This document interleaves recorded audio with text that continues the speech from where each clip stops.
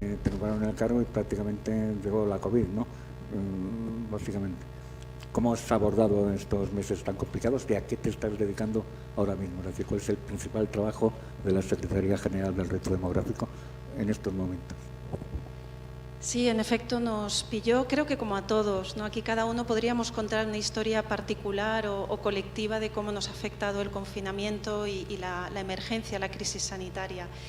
Nosotros lo hemos enfocado, es verdad que fue muy difícil porque apenas habíamos entrado y tuvimos que reorganizar nuestro pequeño equipo, pero gran equipo de trabajo y nuestra forma de trabajo pues adaptado al teletrabajo con dificultades, pero hemos seguido haciendo un trabajo muy de fondo, escuchando mucho a través de nuestros contactos, entre otros con la FEM y nuestros contactos en el territorio. He tenido ocasión de hablar con muchas personas qué es lo que estaba pasando y cómo podíamos trasladar eso a todas las medidas que se estaban tomando, sin olvidar que era muy importante trabajar desde el primer momento pensando en el día después, en cómo íbamos a recuperarnos y desde luego qué lecciones aprendíamos de lo que estaba pasando. En concreto, desde el reto demográfico, claro, hemos visto que la crisis sanitaria ocasionada por la COVID lo que ha hecho es desvelar los grandes problemas que ya había en el territorio. Es decir, creo que a todos vosotros y vosotras que trabajáis sobre el terreno nos ha sorprendido lo que hemos visto. Sabemos de las carencias en atención sanitaria, de las carencias en atención asistencial. Sabemos también que la brecha digital esconde una brecha social, sea entre territorios, entre personas o entre colectivos. Todas esas cosas, esas deficiencias que tenemos que abordar aún con más ahíncos en lo que estamos trabajando y preocupándonos desde luego en que en los planes de recuperación, aprovechando la oportunidad que da la financiación europea, podamos incidir y trasladar todas esas preocupaciones para todo el territorio.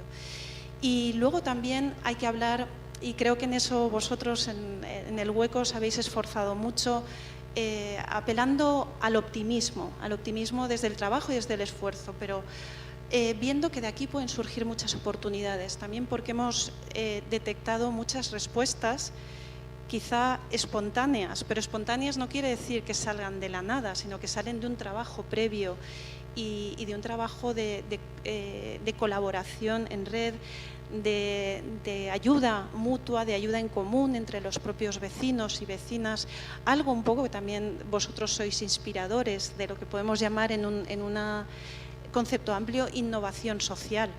Es hacer las cosas diferentes entre las personas, pero sobre todo conectar a las personas, conectar sus necesidades y conectar también sus oportunidades. Ese espíritu también lo queremos recoger, lo queremos intercalar en los planes de reconstrucción, esos grandes planes que ahora mismo se están conformando y que se reflejen muy claramente en 3 o 4 líneas de trabajo a las que ya estamos dándole forma, que son, por supuesto, y en primer lugar, la digitalización, aprovechar todo el empuje que hay allí y todas las oportunidades que nos abre tener una mucho mejor conectividad digital. Por supuesto, una reactivación de las economías locales, y con esto nos referimos al sector primario sin duda, pero a todos esos otros sectores también no tradicionales que necesitan un impulso y una reactivación en la reindustrialización, en el pequeño comercio, en la cultura, en el ocio, en los temas sociales. Entonces, tenemos muchísimo ámbito donde trabajar en innovación, también siempre recordando que tenemos una gran oportunidad con el Pacto Verde Europeo y todo lo que puede significar la innovación, la descarbonización de la economía, el ámbito de renovables. Sé que aquí tenemos a la gran empresa de Red Eléctrica Española y supongo que lo comentarán, pero todo esto nos está abriendo muchos caminos que seguir.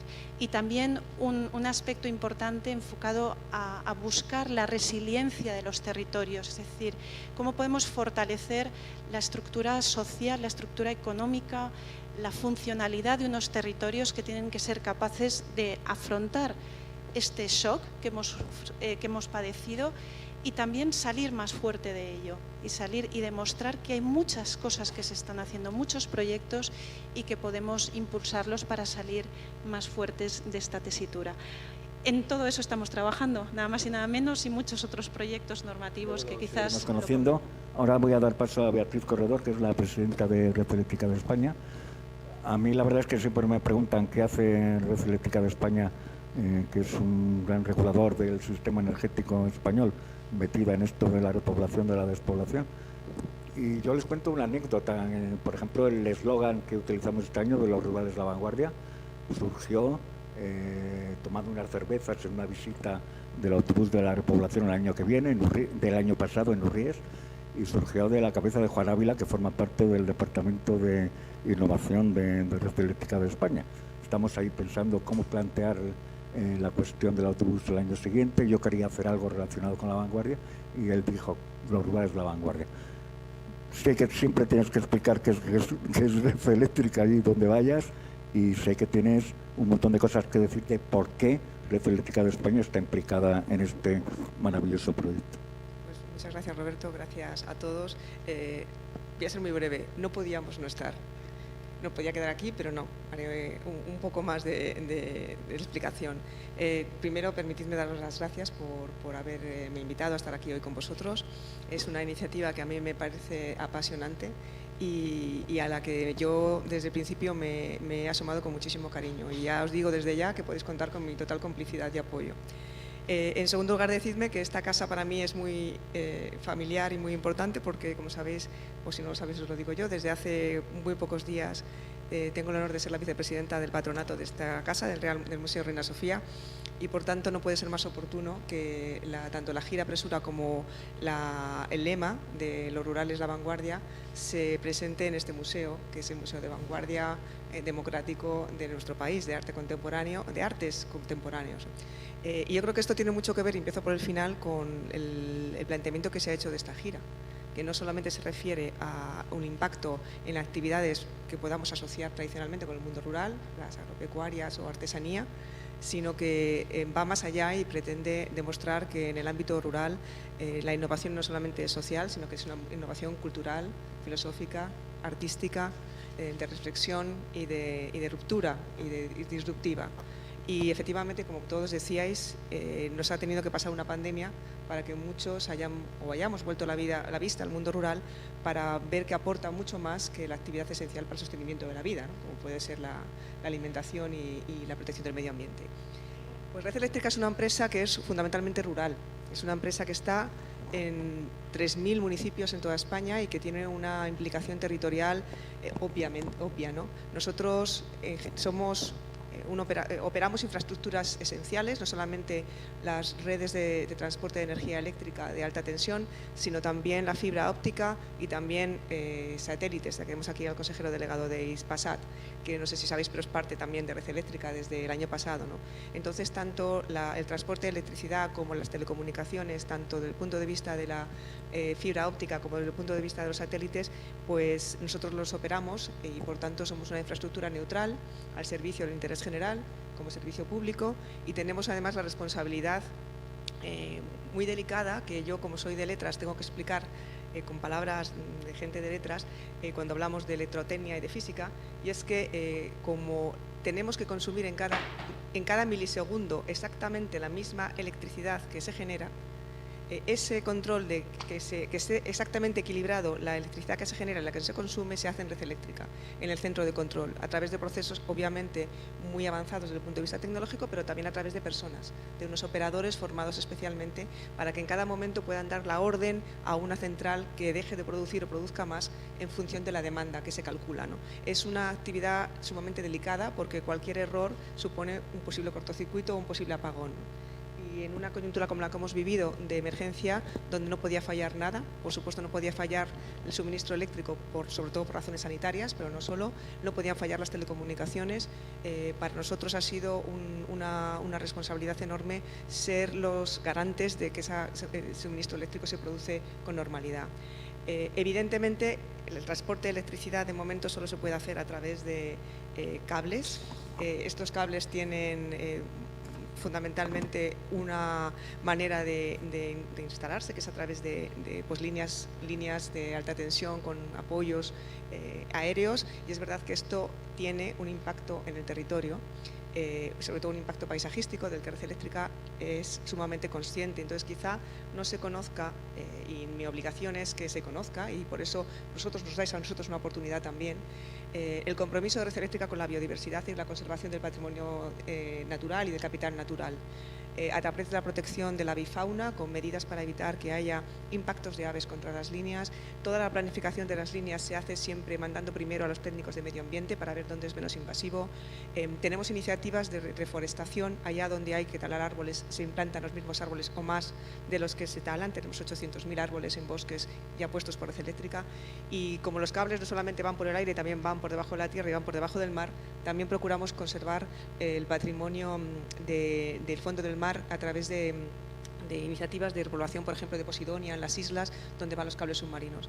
Estas iniciativas de biodiversidad no se conocen, y es verdad que a veces, bueno, es fácil decir, mira que estas torres no son estéticamente lo que quisiéramos ver, pero es verdad que sin la transmisión de energía no podríamos llevar los servicios al mundo rural tampoco, ¿no? Para compensar lo que hacemos, pues como somos una empresa rural y que queremos ser sobre todo buenos vecinos, y aquí hay muchos alcaldes, y los alcaldes para mí son absolutamente claves en el bienestar de la sociedad, lo sabe bien el alcalde de Soria, al que conozco hace años, y otros alcaldes que hay aquí, porque al final son los que están más próximos al ciudadano y son los que tienen que dar el servicio de última milla, que se llama. Pues para los alcaldes, la tranquilidad que le queremos dar es que nuestra implicación con el territorio hace que no solamente pasemos por allí, sino que nos quedemos. Y nos quedamos a través de 4 iniciativas, 4 vectores que tienen mucho que ver con lo que decía la secretaria general. No solamente la ruptura de la brecha digital, no solamente la colaboración en la transición energética, el apoyo a la innovación social, sino también, por ejemplo, iniciativas que tienen que ver con la movilidad sostenible, la movilidad eléctrica. Hemos estado en muchos sitios. Yo quiero destacar la colaboración con el Hueco desde el principio, pero estamos en más provincias, en iniciativas que, como no me quiero extender mucho más, si quieres comentamos luego, en cada una de estas líneas, tanto movilidad eléctrica como brecha digital, como innovación social y transición energética.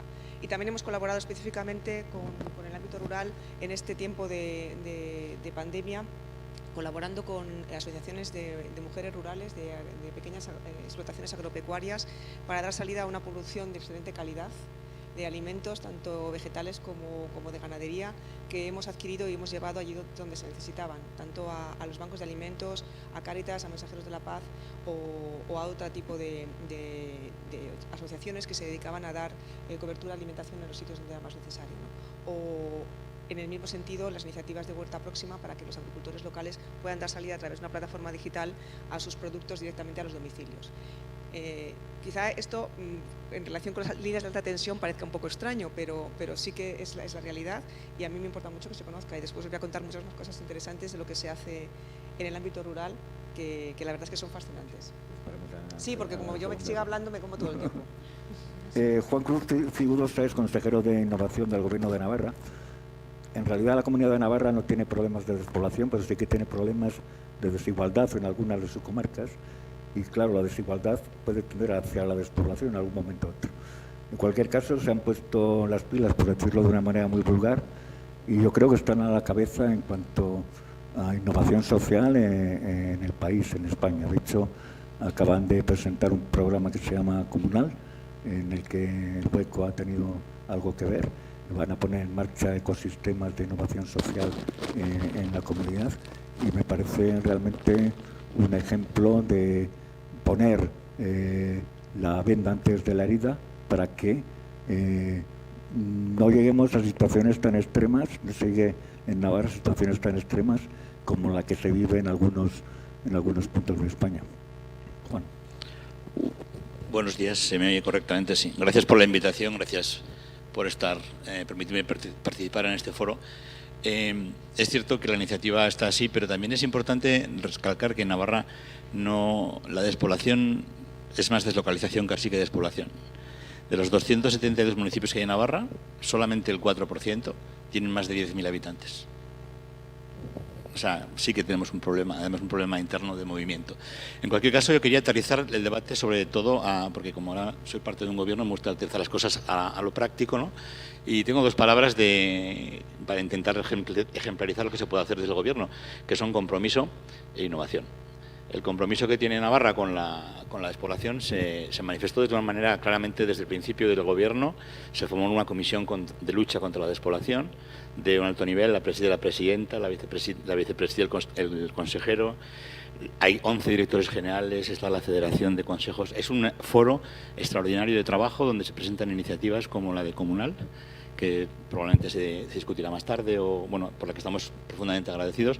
Esta comisión se ha puesto a trabajar, ha identificado áreas prioritarias, porque sí que las hay dentro de la despoblación en Navarra. Hay 3 áreas que van a centrar la actividad y es importante que focalizarlas.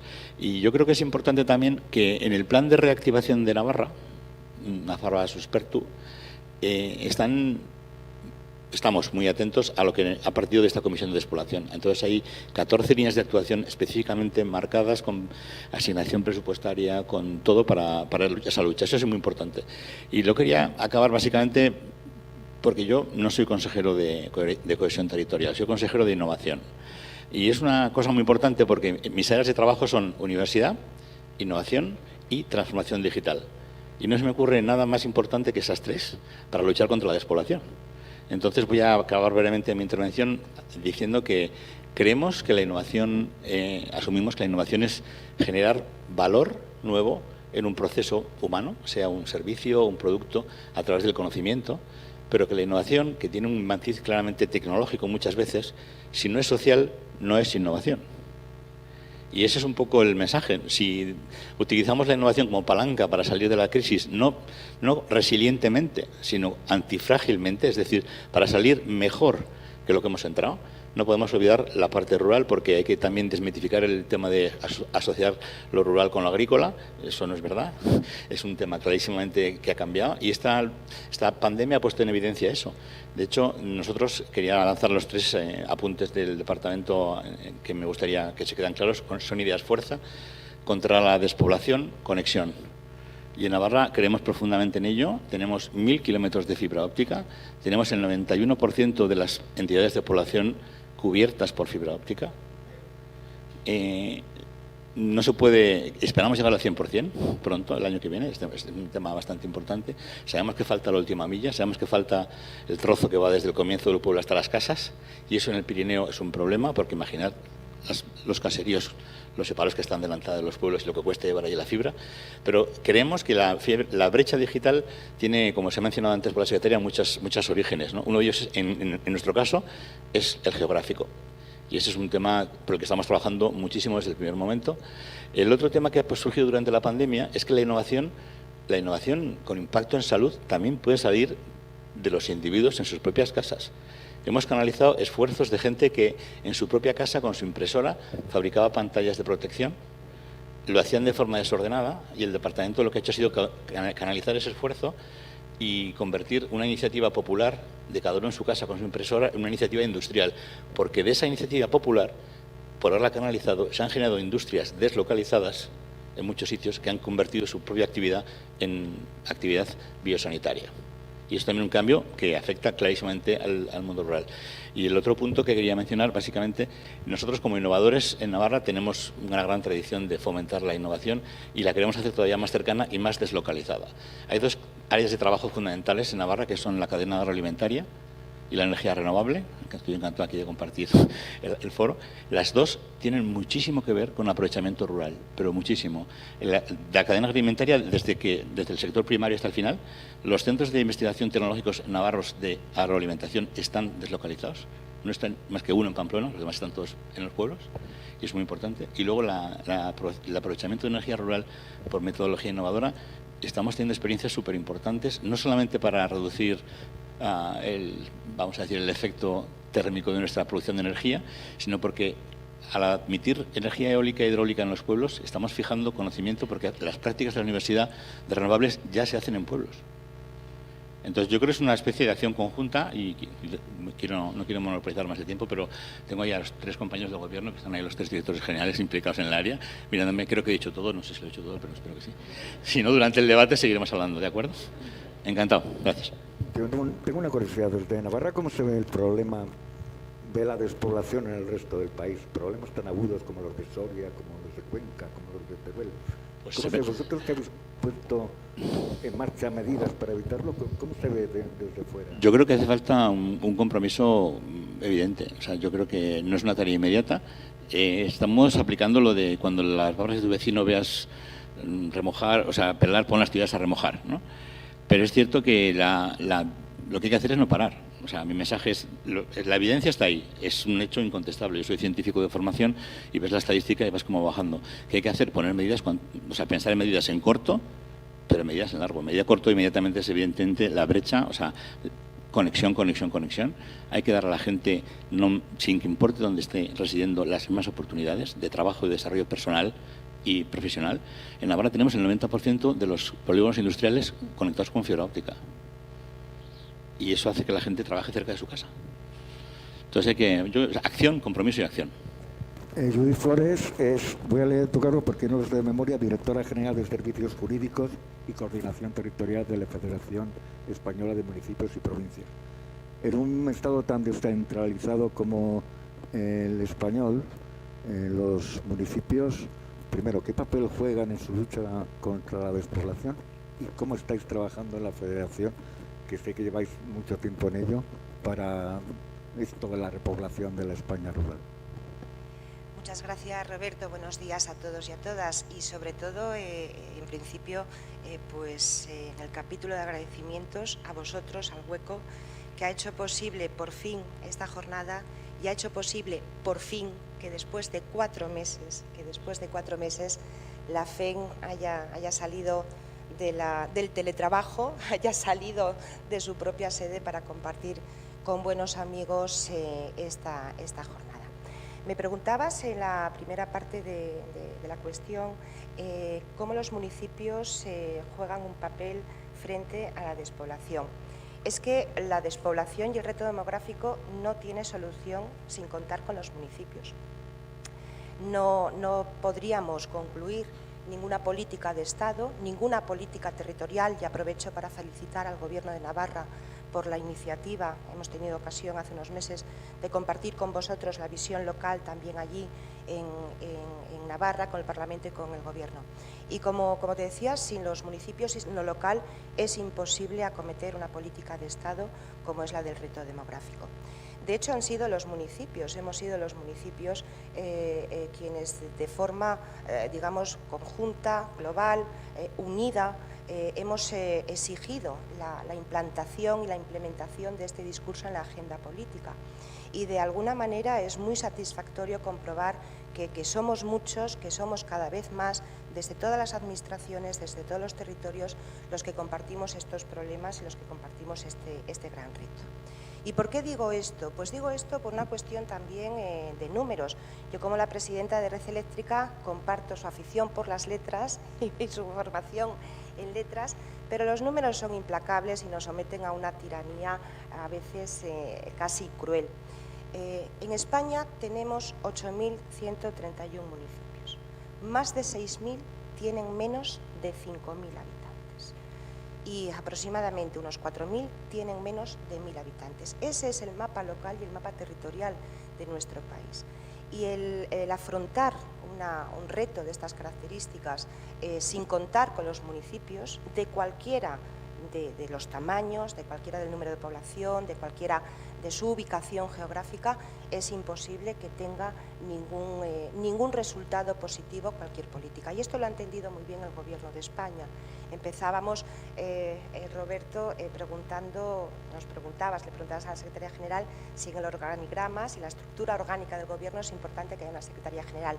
Pues nada menos que incardinada en una vicepresidencia del Gobierno de España. Significa, por lo tanto, que queremos afrontar el reto demográfico, queremos luchar contra la despoblación y además queremos hacerlo, y la FEN lo ha solicitado así y lo ha pedido así desde hace años, y también agradezco y me remonto en el tiempo porque esto lo hemos pedido tú y yo, Roberto, en la misma mesa y en el mismo foro, en un congreso de despoblación organizado por la Diputación de Cáceres hace algunos años, y también compartíamos este discurso, ¿no? Hoy parece pues que esas ilusiones parece que se empiezan a ver cumplidas. Ahora lo que necesitamos son medidas que nos ayuden, lógicamente, a cerrar ese discurso y a consolidarlo.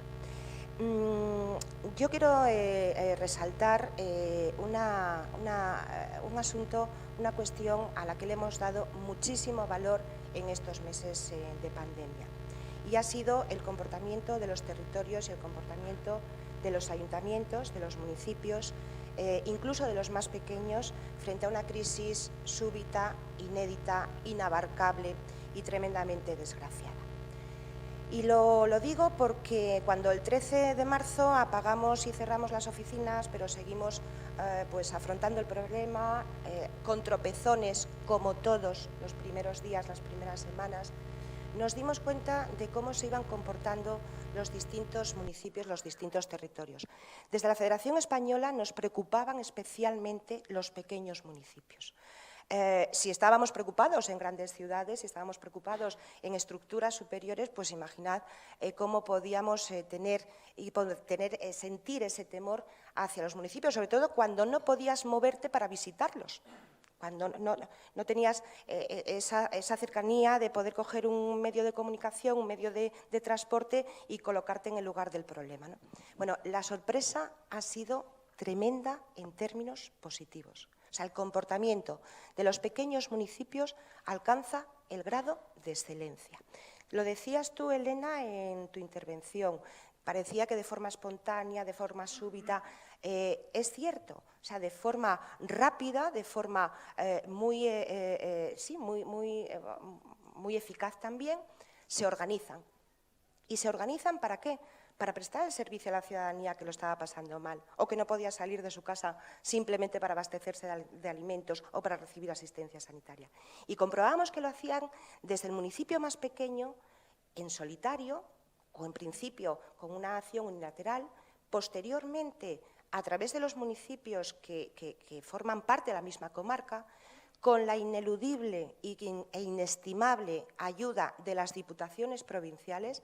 Hoy tenemos aquí a la Diputación de Soria. Personalizamos en esa Diputación la labor que habéis hecho los gobiernos principales ante esta pandemia y la extendemos, desde luego, a todo el territorio nacional junto con los cabildos y los consells insulares. Porque de repente estos municipios, con su ciudadanía, con los profesionales que tenían a su servicio en ese momento, crearon unas redes colaborativas que hasta ahora no habíamos conocido. Teníamos algún caso, todos conocemos asociaciones, cooperativismos, mancomunidades, pero que lo hubieran hecho de una forma tan generalizada, una forma tan eficiente, tan eficaz, realmente nos sorprendió. De eso aprendimos, estamos aprendiendo, tomando alguna lección, y a ver si nos la aprendemos, y es que de alguna manera este tipo de gobernanza o ese modelo de gobernanza tiene que ser reforzado. Tiene que ser reforzado estatutariamente, normativamente, ejecutivamente y, por supuesto, con toda la suficiencia de recursos necesarios.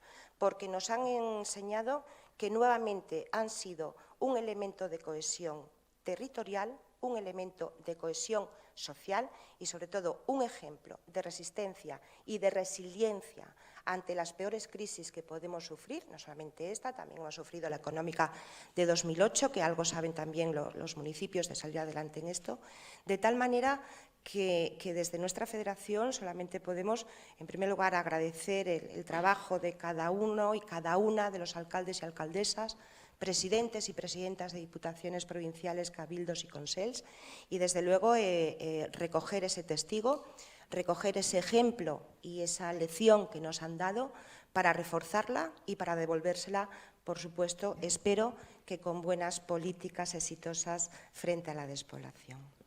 Muchas gracias. Elena, antes has esbozado algunas líneas maestras de lo que tenías en mente tú y la gente que colabora contigo. ¿Podrías ampliar un poquito más esas líneas en 5 minutitos? Contarnos tal. Yo cuando he hablado con la prensa antes de entrar aquí me pedían, dile que diga algo en concreto, dile que diga algo en concreto, que no sé qué, medidas concretas. Bueno, dale alguna alegría a la prensa que todavía está por aquí.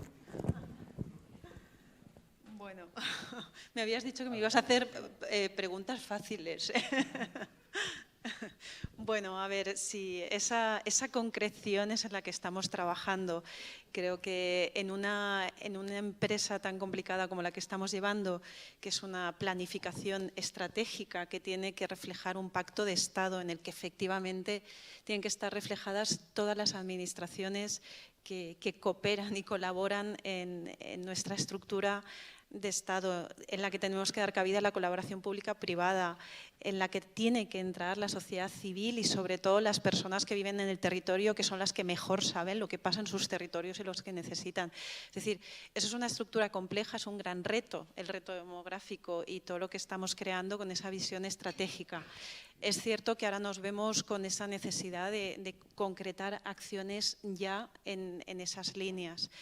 Lo que estamos trabajando es concretarlas o adecuarlas a la información que nos está llegando de la Unión Europea en el plan de reconstrucción y también en el trabajo que ya venía de antes, pero es muy importante seguirlo muy de cerca, del próximo periodo de programación y los fondos estructurales. Entonces, ahí nos guiamos por varios principios. Tenemos que pensar en actuaciones transversales, en actuaciones multisectoriales y que tengan una base territorial. Quizás una base territorial, digamos, diferente a como se había venido trabajando o aprendiendo lecciones anteriores, ¿no? Viendo el territorio de otra manera, que podamos aunar experiencias y coger fuerza para presentarnos a esos proyectos. En concreto, para la estrategia que estamos trabajando en la reconstrucción, es como decía, estamos trabajando en 3 líneas fundamentales. La primera, digitalización. Se trata de completar ese porcentaje de población, sobre todo en zonas rurales, a donde no llega todavía la banda ancha, y se está haciendo un esfuerzo tremendo desde este gobierno. En los últimos 2 años se ha subido mucho más que en todos los años anteriores y eso ha sido un esfuerzo patente y visible, y nuestra preocupación es ese 10-15% que nos queda ahora.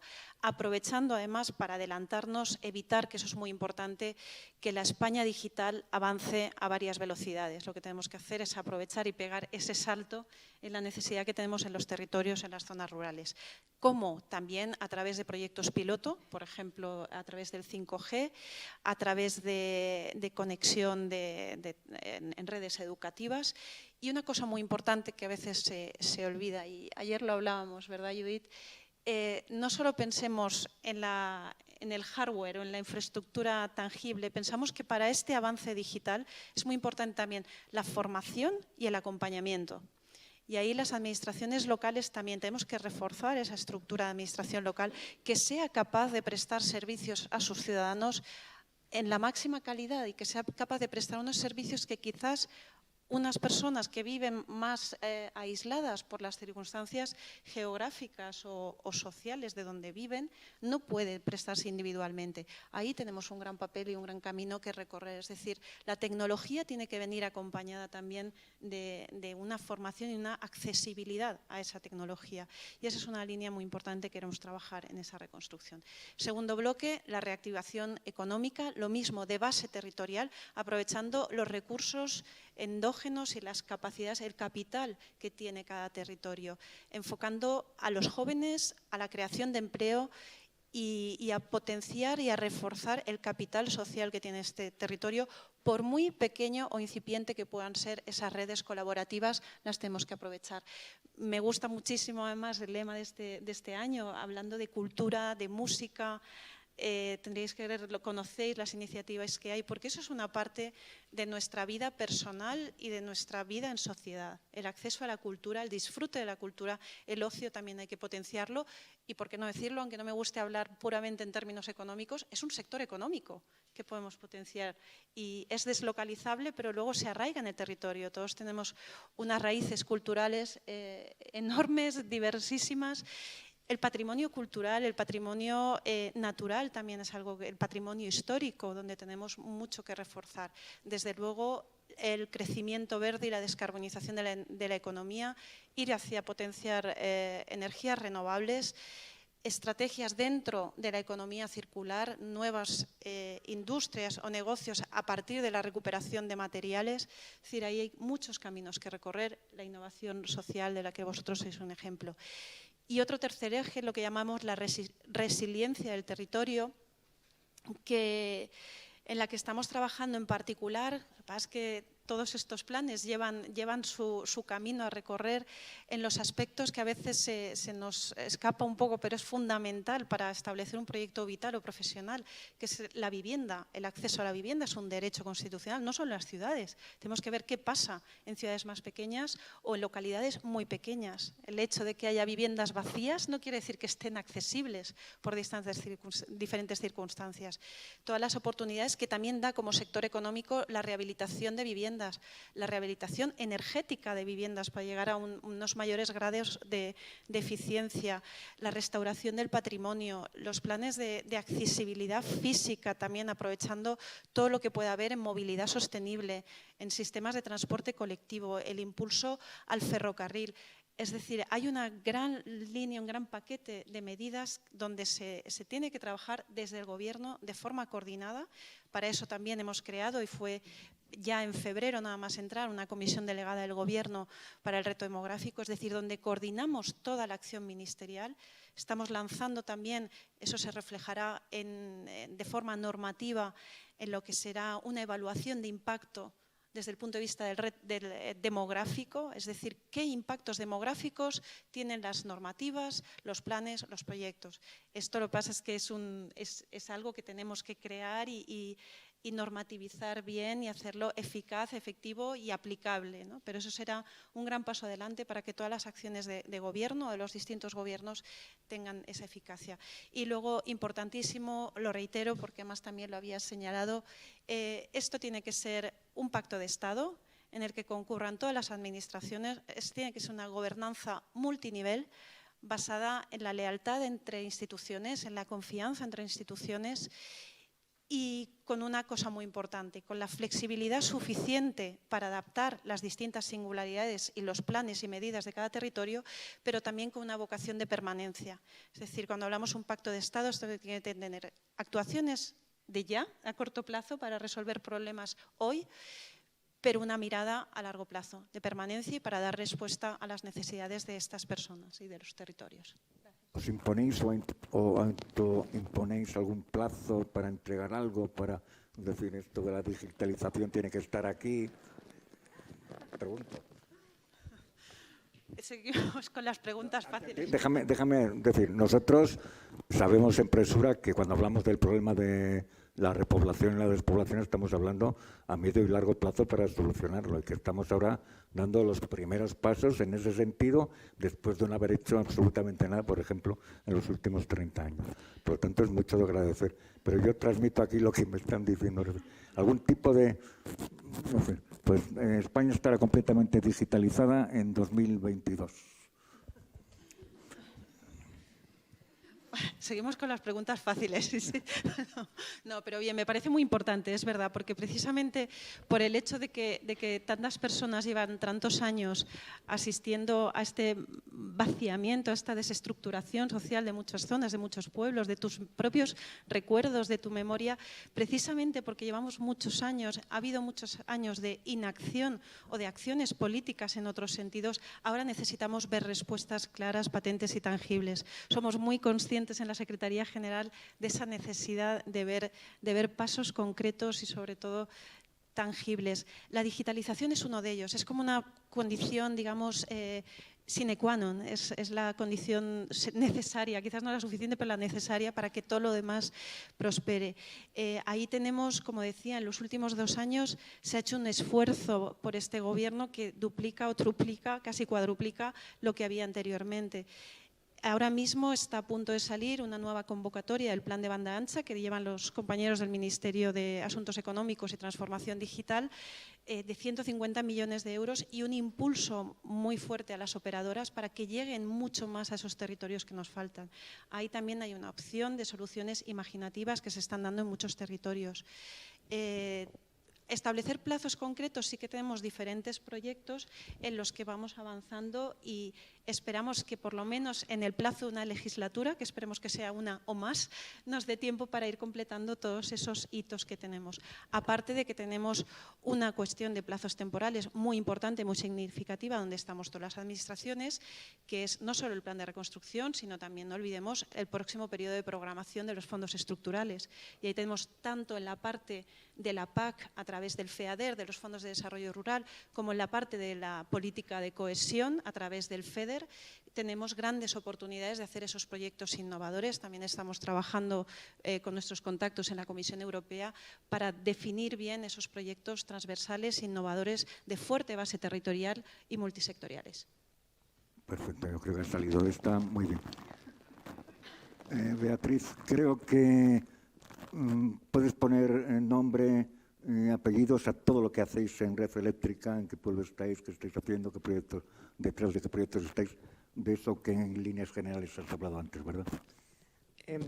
Yo voy a tomar la frase que decía Juan, esto de contra la despoblación, conexión, porque precisamente lo que hacemos es conectar, no solamente vía eléctrica, sino vía fibra, y donde no llega la fibra tenemos satélites, y precisamente los satélites de Hispasat es lo que vamos a aportar de más. Nosotros queremos reforzar nuestro compromiso con la lucha contra la despoblación e impulsar todo el mundo rural, y además creemos de verdad que es un momento, una oportunidad para todo la mal llamada España vacía, este mundo rural, para poder hacer este proceso de transición global desde la sostenibilidad real y con lo que le llamamos en innovación social la co-creación de valor compartido, que es no pasar sino quedarnos.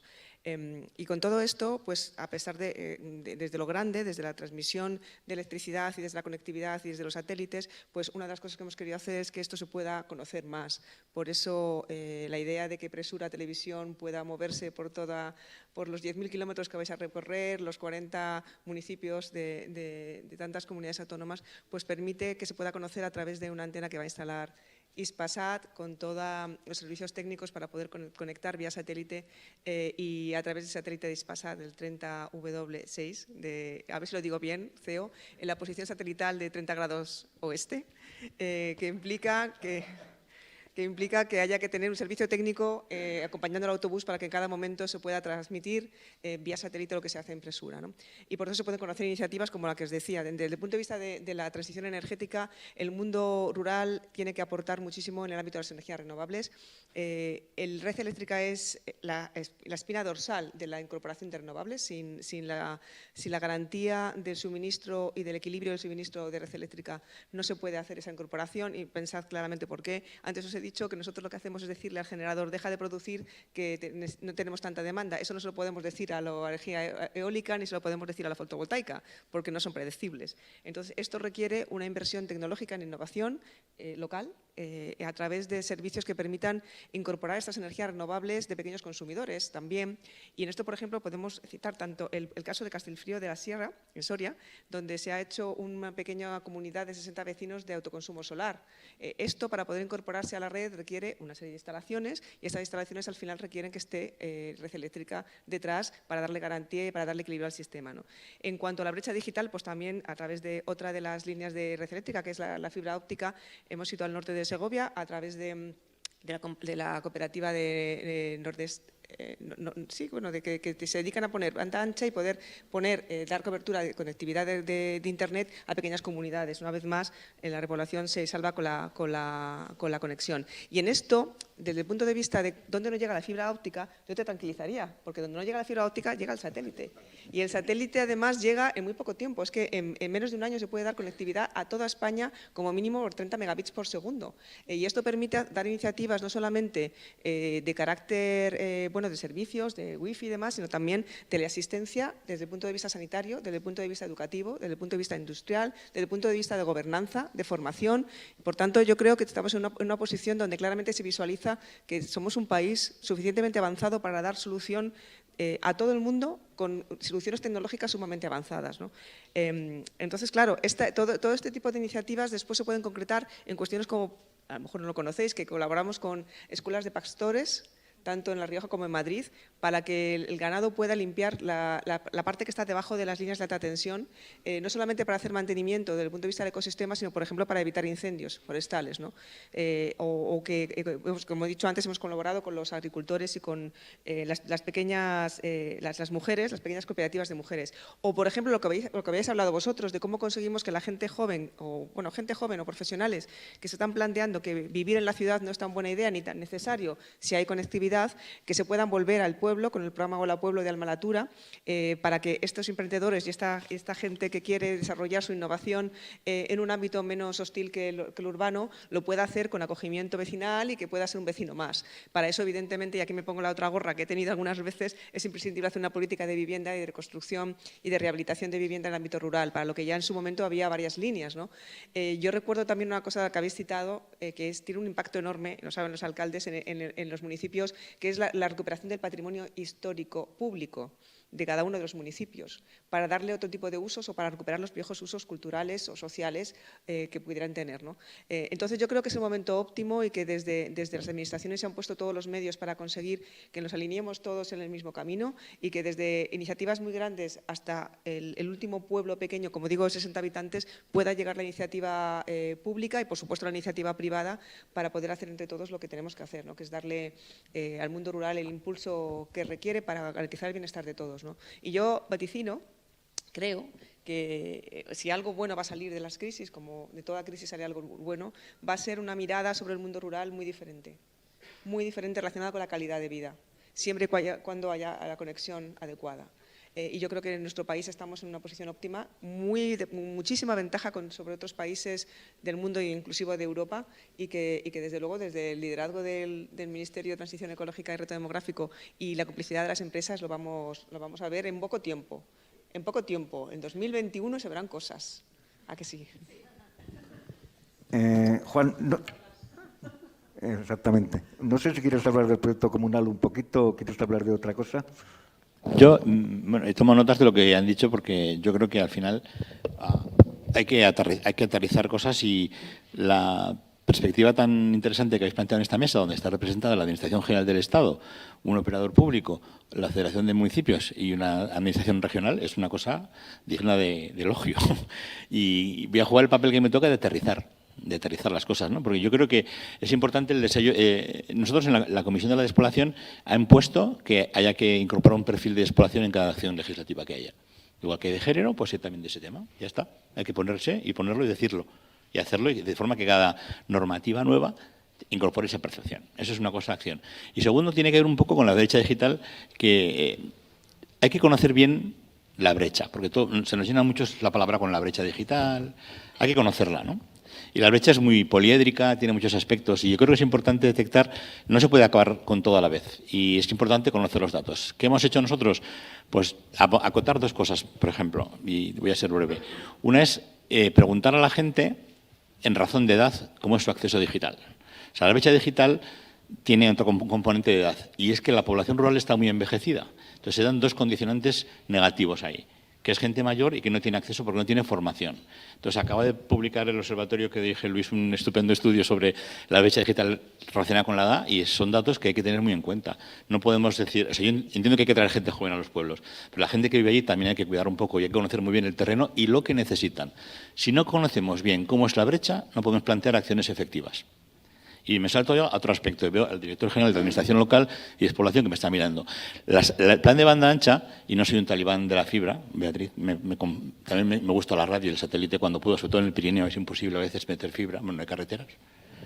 Pero bueno, el plan de banda ancha lo que va a ser customizado al extremo. O sea, el esfuerzo del Gobierno es ir a cada pueblo y detectar en cada pueblo la necesidad que tiene y proponer después una solución administrativa, económica y funcional.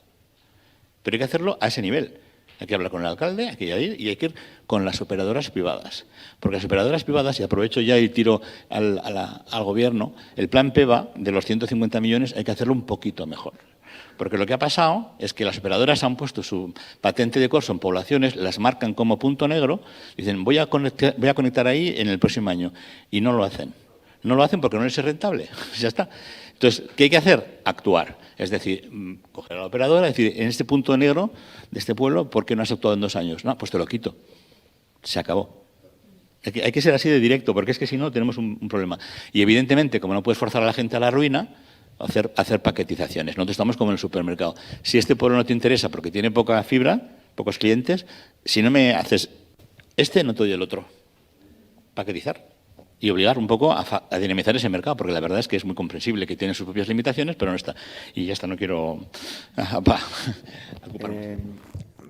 Me voy a dar a mí mismo 5 minutos más, porque hemos empezado 5 minutos más tarde. En realidad tenemos que estar acabando. Judith, ¿tú compartes la percepción que ha dicho prácticamente el resto de intervinientes de que se está realizando un cambio en la mirada del mundo urbano hacia el mundo rural a raíz de la pandemia? Sin duda, esto tampoco es súbito, como otras cosas que han pasado recientemente, es una labor de trabajo, de reivindicación de los territorios, de poner su bandera en ocasiones en pabellones muy solitarios, pero que después poco a poco pues fueron haciendo el discurso. Hay un cambio de percepción. Sobre todo desde las instituciones. Desde las instituciones esto está ya incorporado, ya no hay otro camino que no sea trabajar en esto sin contar con el mundo rural. Pero lo que es más importante es que hay un cambio de percepción en la ciudadanía.